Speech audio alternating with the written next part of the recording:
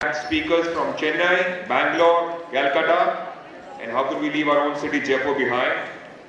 And from our own Jaipur, we have the only person from Jaipur who's represented Rajasthan in shooting this year in London in Olympics. Our own city girl, Shagun Chowdhary.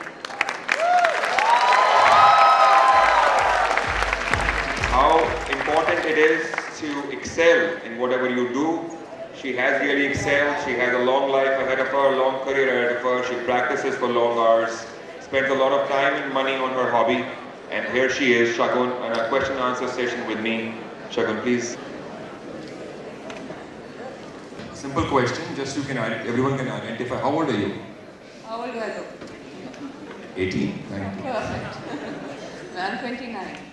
So Shagun is 29. She's from MGD, right? And then you went to...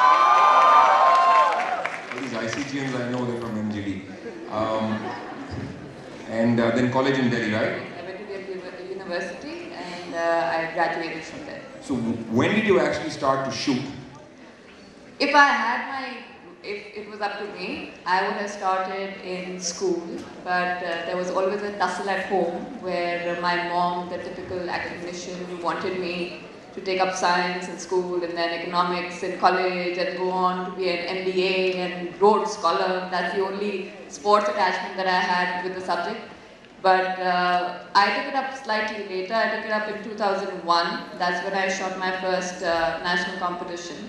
And so at that time I was 18. But professionally I was inducted into the Indian shooting team at the age of 21. Yeah.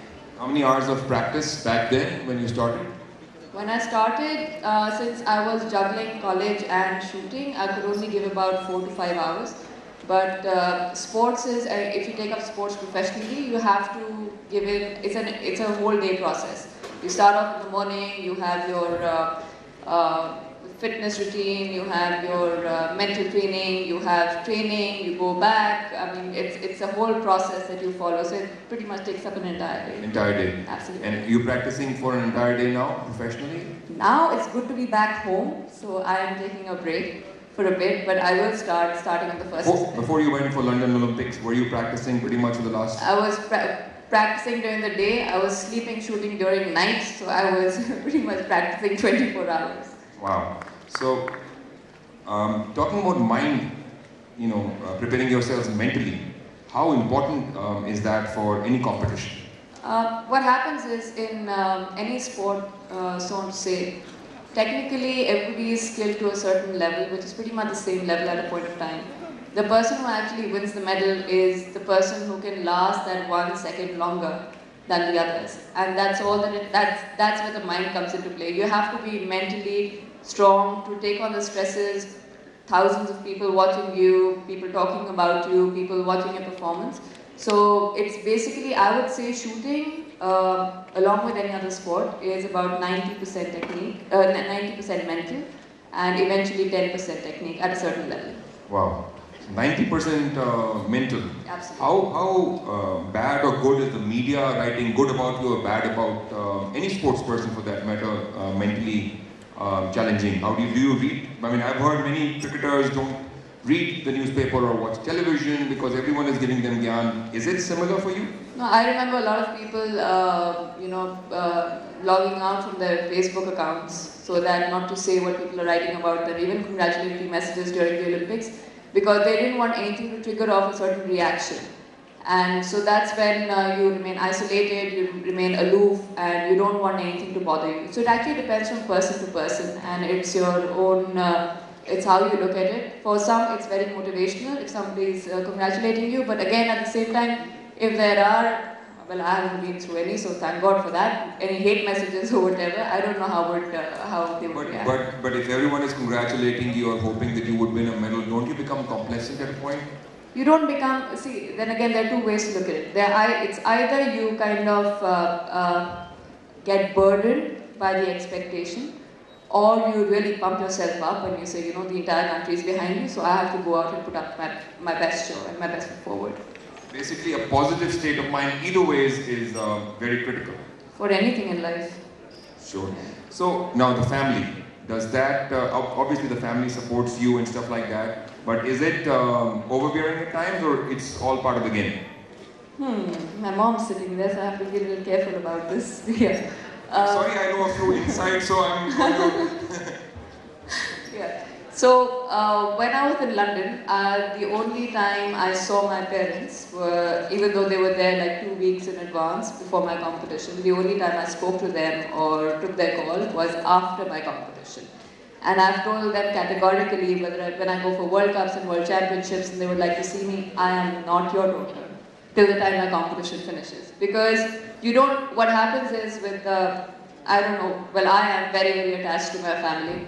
So if I'm, for some reason, not performing well, then in my head, I'm thinking about what's going on in their head.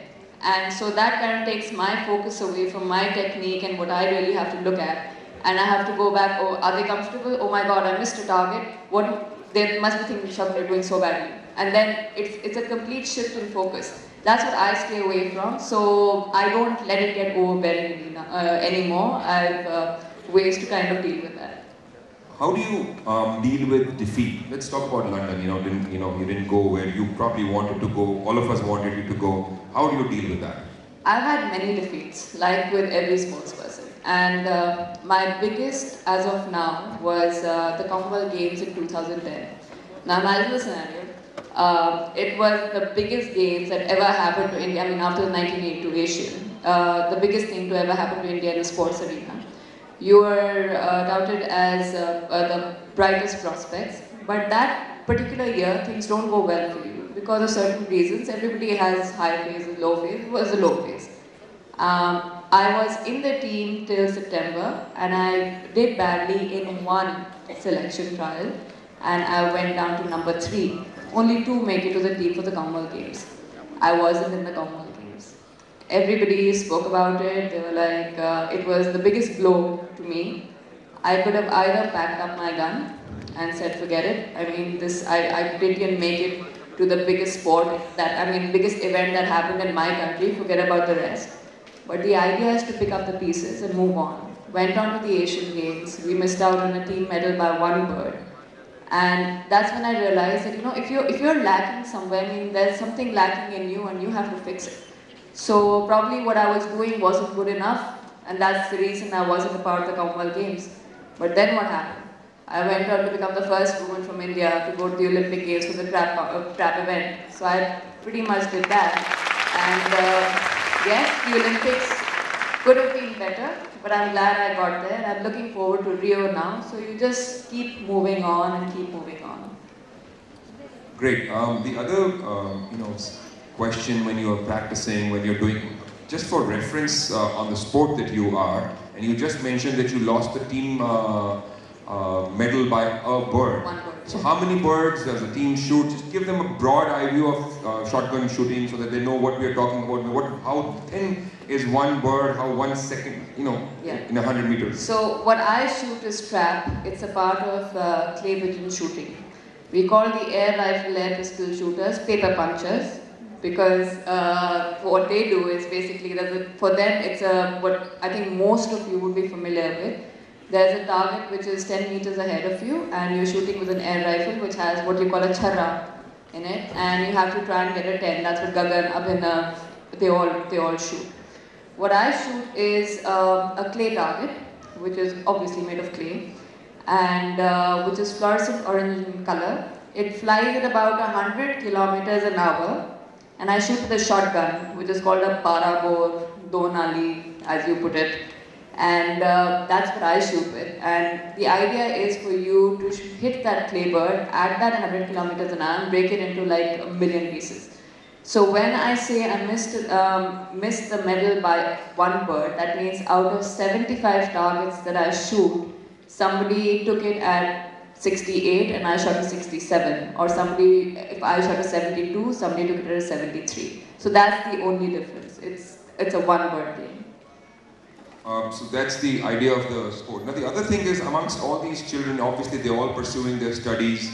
They're good in sports, average in sports. When does one realize, when did you realize that, this is the direction you want to go and you will excel in this? Or how do these children realize whether they should be pursuing the sport. And everyone is a cricketer.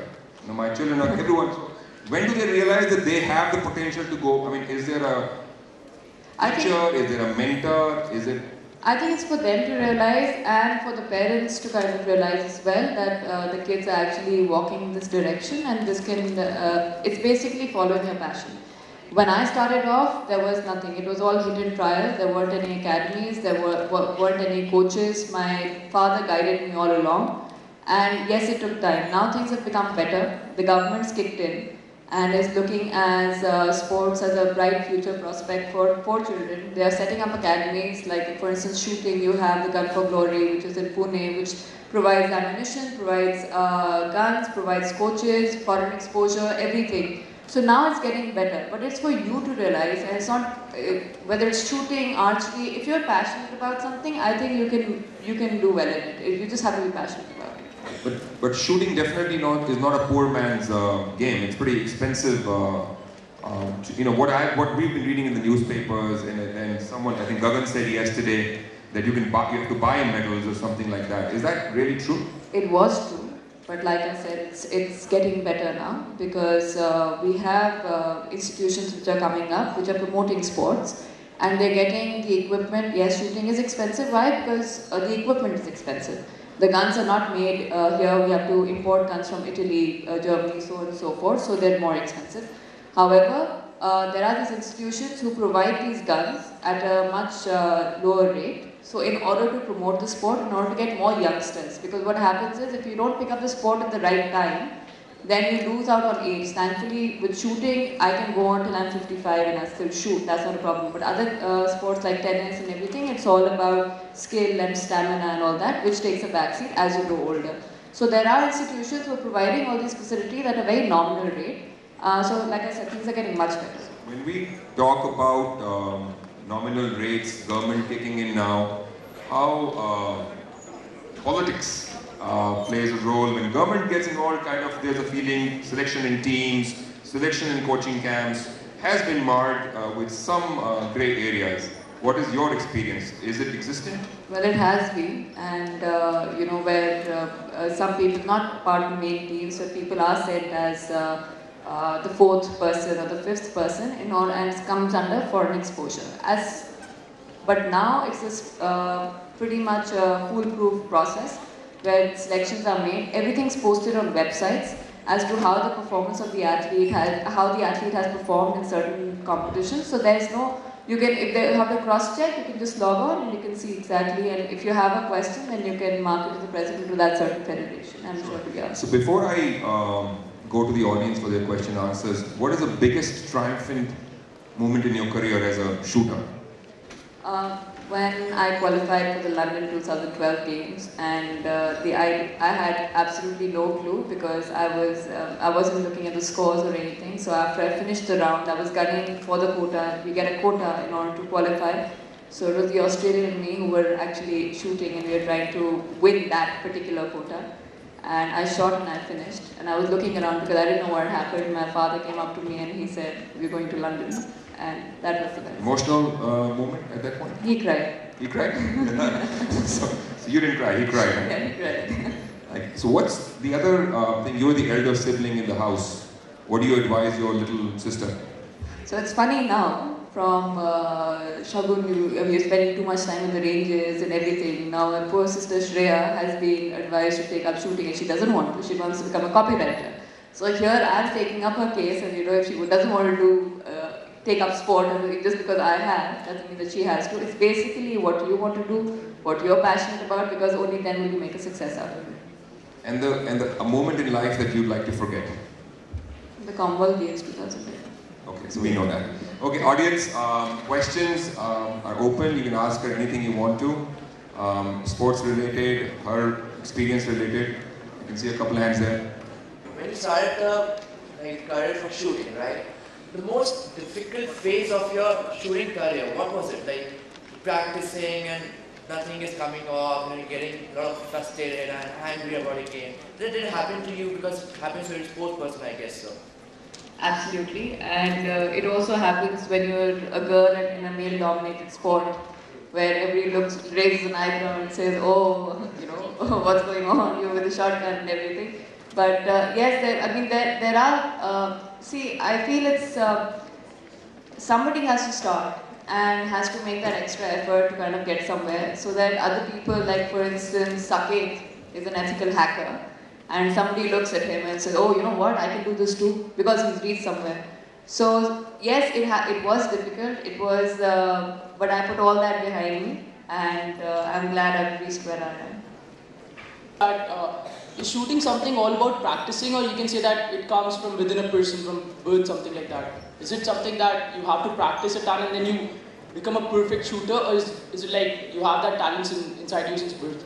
Well, for anything you have to have that inherent feeling that you really want to take this up. So for any sport, you really have to be sporty within to actually take it up. And then obviously it all boils down to practice sessions and training sessions. But till the time you don't want to make something of yourself in that particular sport, then you can only call it a hobby. One last question, please.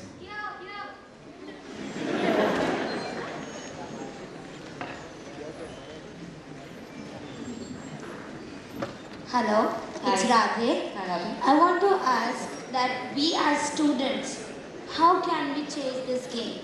Because we are the students, we are in like 11th standard, we are in high school. So how can we change this game? We have desire, but how to go with that? We want to know the path. Call me. Give your number. No, Facebook me. Okay. See, if you have a desire, first of all, you have to prove yourself to a certain extent that you have, if you have certain skill, then you can actually take the sport forward. Any sport, be it swimming, tennis, or whatever. And you can also, education is very important. I am not discounting that. So, along with education to a certain extent, if you can balance it, and then once you're old enough, and you will realize what path to take, you'll know for yourself what to do. You're welcome. Thank you, Shagun. On behalf of everyone, we wish you all the best.